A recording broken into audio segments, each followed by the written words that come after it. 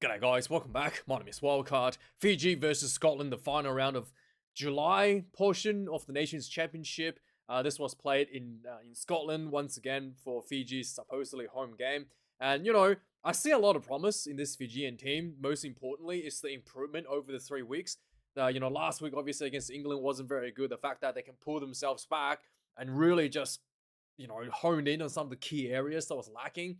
I thought that was really, really good for the Fijians. And if you're a Fijian fan, I think you lost this game, not really because of the technical aspect of the game, but more to do with the fitness once again. Yeah, the Fijians were actually incredibly good for the first half. They were actually leading at halftime, I believe. I think it was 17 points. What was it? 17 points to 7, and only to not able to score any points in the second half. Yeah, it was so brilliant for the Fijians in the first half. Some of the key issues that I thought the Fijians were having in the first week against the Welsh, in terms of the set piece, the scrum, the line-out mauls, the defense, and the breakdowns, they were all like exponentially improved since two rounds ago. And there was I talked about how the Fijians had the problem where they were like they transitioned away from that loose Fijian 7 style of rugby into a more rigid style rugby under Mick Byrne, and I felt like that was too much of a transition.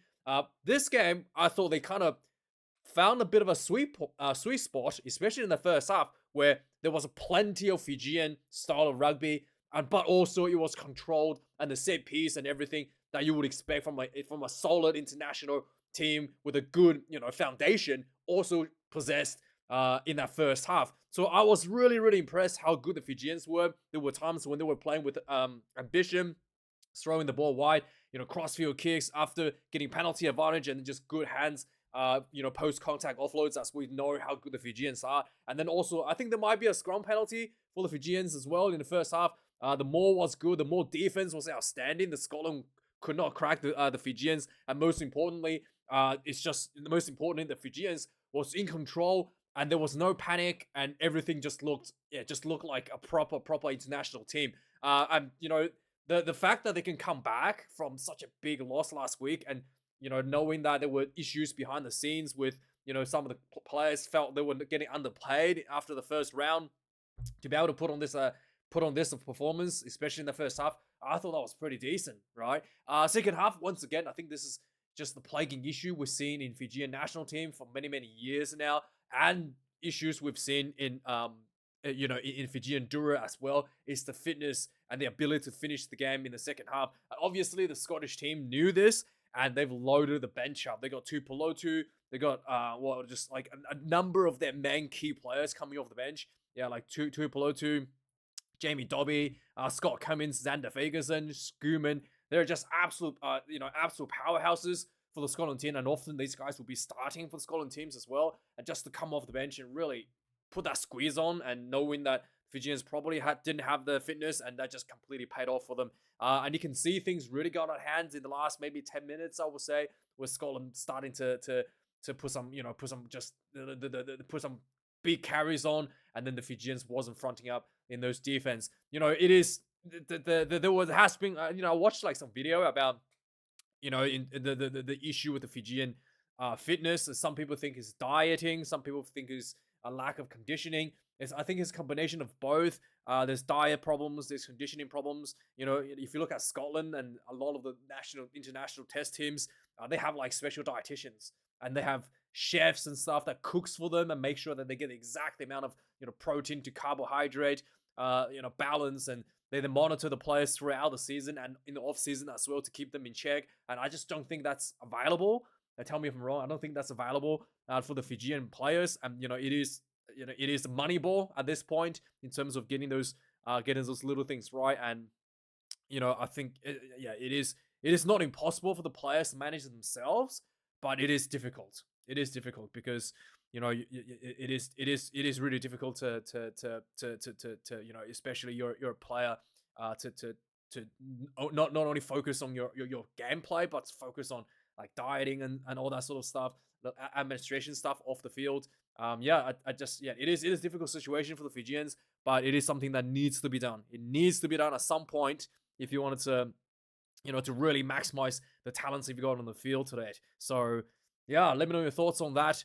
And I think that the Scottish team, I thought they would made a mistake, making all those changes in the first half, but they really showed how that game plan worked out by loading up in the second half. Some new, Van der Merwe, Duhan van der Merwe. I think this might be the first time I've seen him for a long time now. He's back for the maybe did he play? I don't think did he play last week. I don't think he played last week, but did he play in the first round against yeah first round against who was it against Argentina? I don't think so. So this might be the first time I've seen him for quite some time. Duhan van der Merwe did some pretty big runs and rammed into some of the Fijian players. There was a Rambutu for the Fijian, a really really good player for the this guy Rabitu. He was really really good for Super Rugby, and good to see that he's getting a shot here for the international team for the Duras. But I don't know what else to say. There was one yellow card against the Fijian Dura guy for I think this was an accidental headbutt. I don't think that should have been a yellow because he went to pick up the ball and his head collided with the Scotland halfback. But they could argue that he was playing against the halfback in a cynical attempt to disrupt the play. I guess that could be an yellow card, not because of the headbutt, the accidental headbutt, but yeah, I thought, yeah, I think that's the initial. In fact, I think that was the initial assessment for the referee, that it was a cynical play, trying to disrupt the play, when the halfback was taking the ball out of the back of the ruck. But other than that, this game was pretty close. Let's have a look at the match stats. Pretty close for the most part. And then second half, the stats and everything really ballooned against the Fijians. I reckon the last 20 minutes probably contributed to most of the stats and errors for the Fijians on the field. So 254 run meters for Fijian, 3 tries, 5 tries for the Scotland, 630 run meters.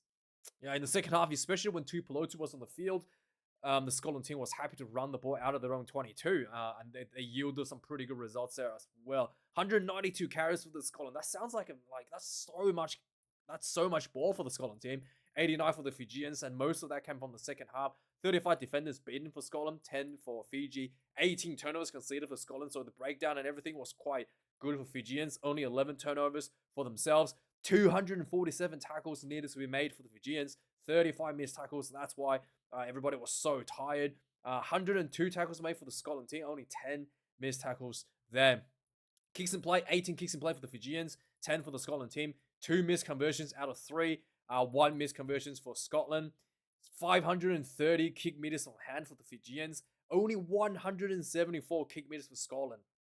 Yeah, they were pretty keen to just run with the ball, and I think that's probably the game plan, to really just try to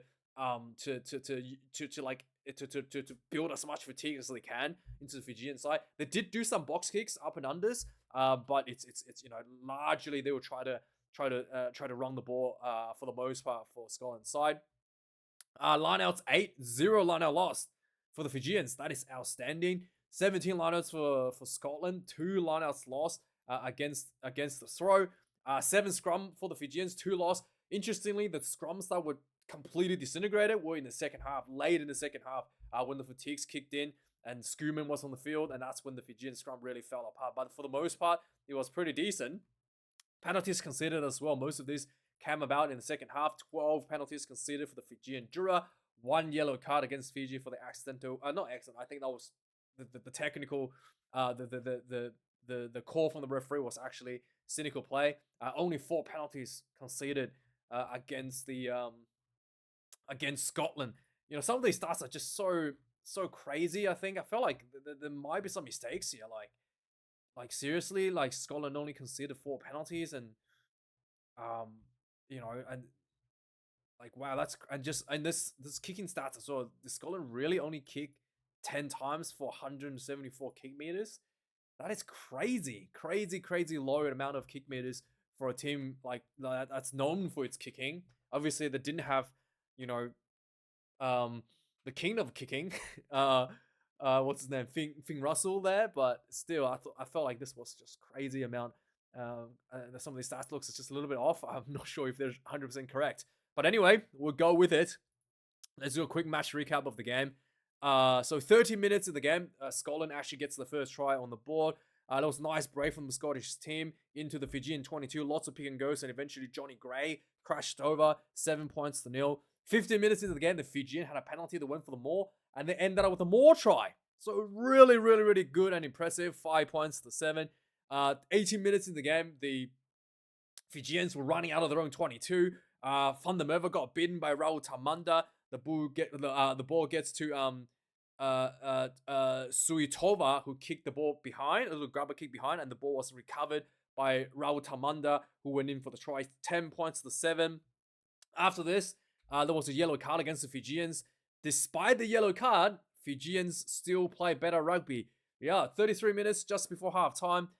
Fijians were just building a lot of pressure. There was a penalty advantage, and there was a cross-field kick following the penalty from advantage from a more as well. There was as a result of a more penalty advantage for the Fijians. There was a cross-field, more pick and go and crash balls, and eventually Tanaka Iwata crashed over because he looked out from the rack, no one in front, picked and go straight through for the try. Even with 14 players, Fijians headed into halftime 17 points to 7.